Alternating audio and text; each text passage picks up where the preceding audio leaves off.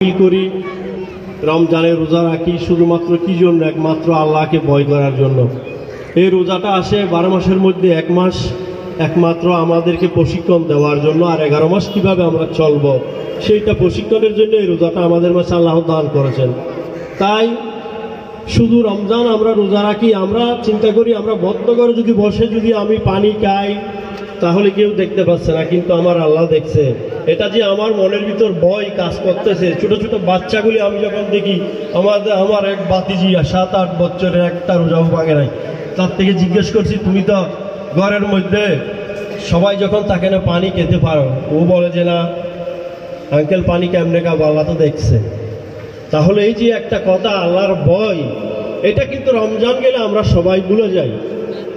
আমাদের একজন মুসলমান হিসেবে আমাদের দায়িত্ব হবে আমাদের প্রতিটা কাজে, প্রতিটা ক্ষেত্রে, প্রতিটা পদচরণে আমরা যেন আল্লাহর ভয় আমাদের মনের মধ্যে রেখে যেন আমরা দুনিয়ার জীবন পরিচালনা করতে পারি।